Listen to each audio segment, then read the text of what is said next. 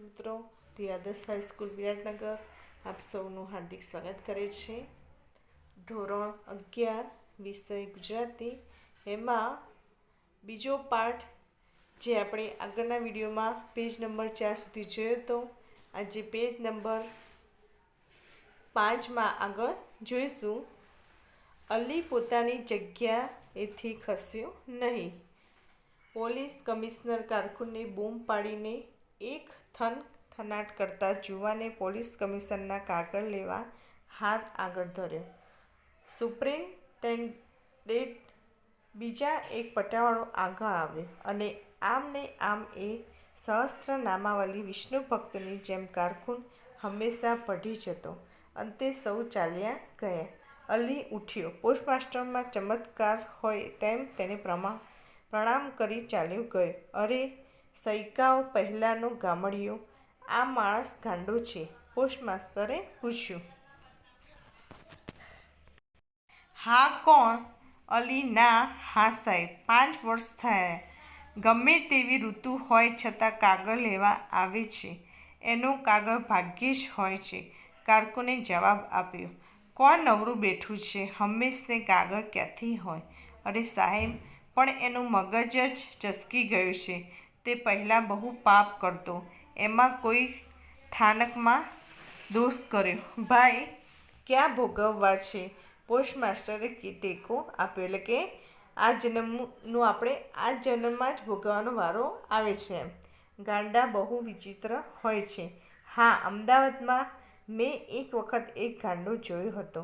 તે આખો દિવસ ધૂળના ઢગલા જ કરતો, બસ બીજું કાંઈ જ નહીં. બીજા એક ગાંડાને હંમેશા નદીને કાંઠે જઈ સાંજે એક પથ્થર પર પાણી રેડવાની ટેવ હતી.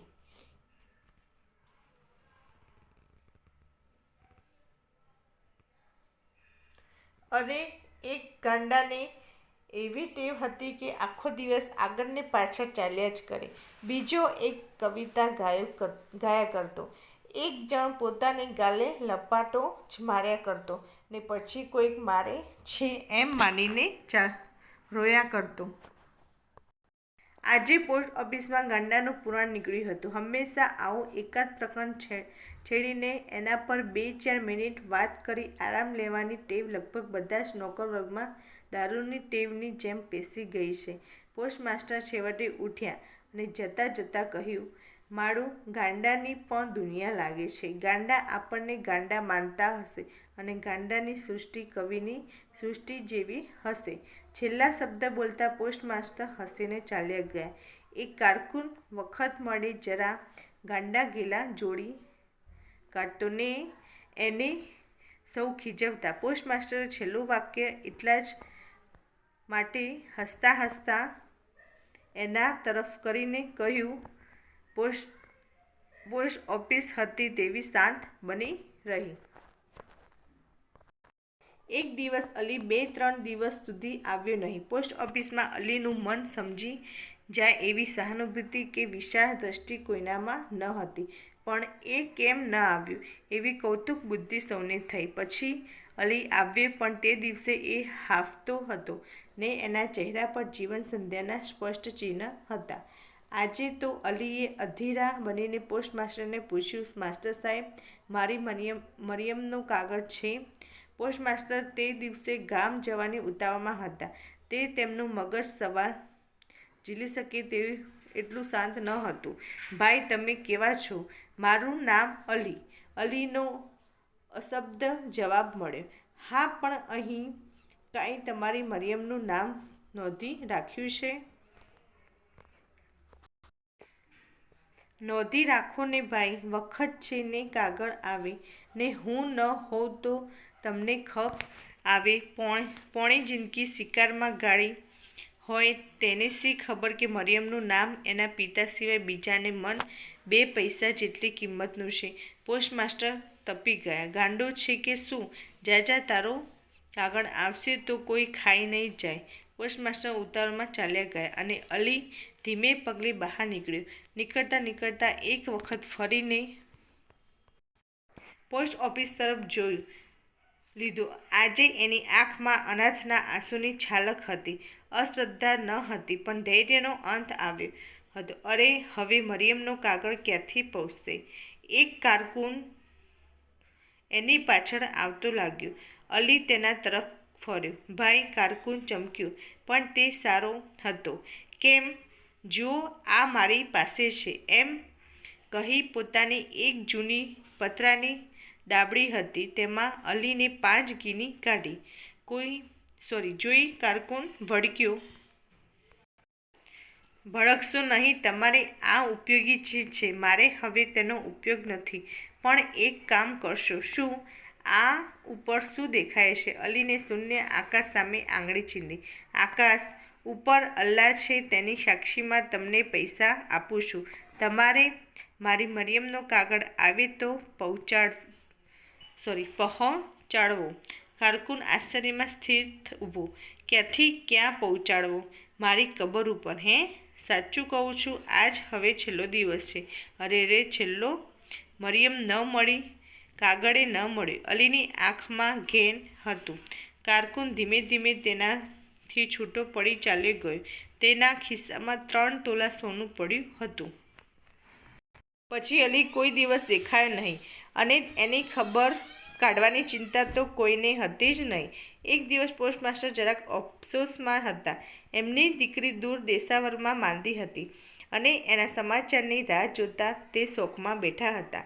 ટપાલ આવીને કાગળનો થોક પકડ્યો. રંગ ઉપરથી પોતાનું કવર છે એમ ધારી પોસ્ટમાસ્ટરે ઝપાટાબંધ એક કવર ઉંચકી લીધું, પણ એના ઉપર સરનામું હતું કોચમેન અલી ડોસા. વીજળીનો આંચકો લાગ્યો હોય તેમ એમણે તે નીચે નાખી દીધું.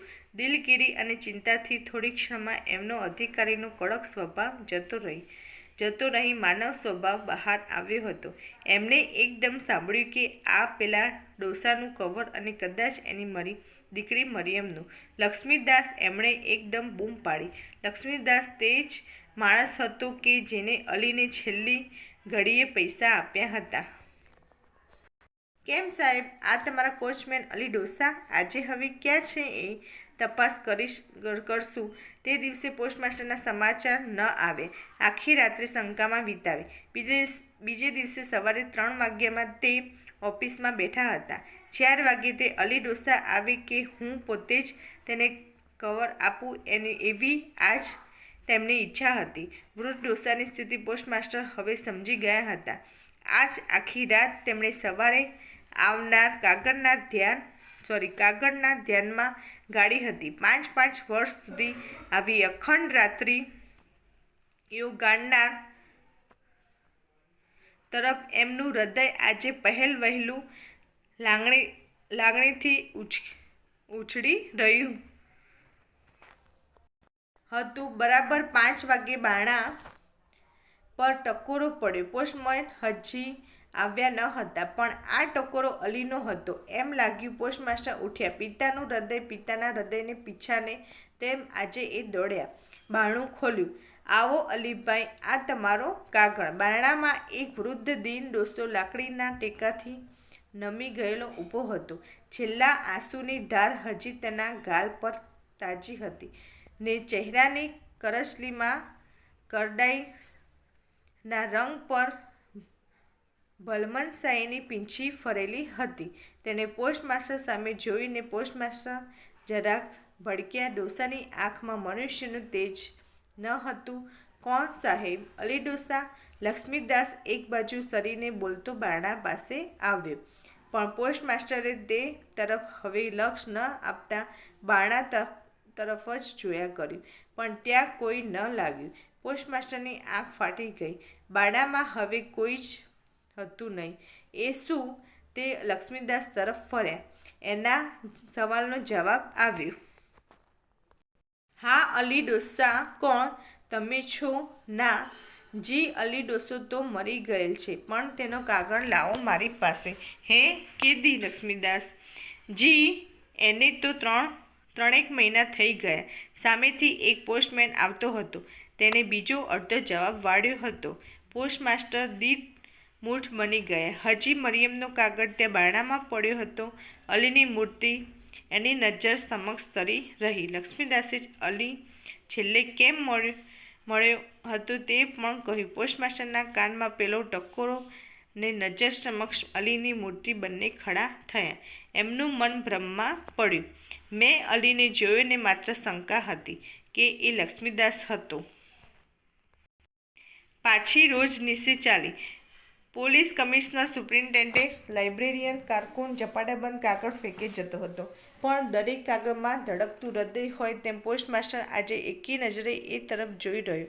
કવર એટલે એક આનો ને પોસ્ટકાર્ડ એટલે કે 2 પૈસા. એ દ્રષ્ટિ ચાલી ગઈ. ઠેઠ આફ્રિકાથી કોઈ વિધવાના એકના એક છોકરાનો કાગળ એટલે શું? પોસ્ટમાસ્ટર વધારે ને વધારે ઊંડા ઉતરે છે. મનુષ્ય પોતાની દ્રષ્ટિ છોડી બીજાની દ્રષ્ટિથી જુએ તો અડધું જગત શાંત થઈ જાય. તે આજે સાંજે લક્ષ્મીદાસ ને પોસ્ટમાસ્ટર ધીમે પગલે અલીની કબર તરફ જતા હતા. મરિયમનો કાગળ સાથે જ હતો. કબર પર કાગળ મૂકી પોસ્ટમાસ્ટર ને લક્ષ્મીદાસ પાછા વળ્યા. લક્ષ્મીદાસ, આજે સવારે તમે વહેલા આવ્યા કા? જી હા. અને તમે કીધું અલી ડોસા? જી હા, પણ ત્યારે સમજાયું નહીં કે શું? હા ઠીક, કાંઈ નહીં. પોસ્ટમાસ્ટરે ઉતાવળે વાત વાળી લીધું. પોસ્ટ ઓફિસનું આંગણું આવતા પોસ્ટમાસ્ટર લક્ષ્મીદાસથી જુદા પડી વિચાર કરતા અંદર ચાલ્યા ગયા. એમનું પિતા તરીકેનું હૃદય અલીને ન સમજવા માટે નંગતું હતું ને આજે હજી પોતાની દીકરીના સમાચાર ન હતા માટે પાછા સમાચારની ચિંતામાં તે રાત્રે ગાળવાના હતા. આશ્ચર્ય, શંકા અને પશ્ચાતાપના ત્રિવિધ તાપથી તપતા એ પોતાના દીવાનખાનામાં બેઠા ને પાસેની કોલસાની સગડીમાં મધુર તાપ આવવા લાગ્યો. તો વિદ્યાર્થી મિત્રો, આ પાઠ તણખા મંડળ ભાગ 1માંથી લેવામાં આવ્યો છે. આ પાઠ અહીંયા પૂર્ણ થાય છે. આ પાઠનું સ્વાધ્યાય લખવું અને યાદ કરવું.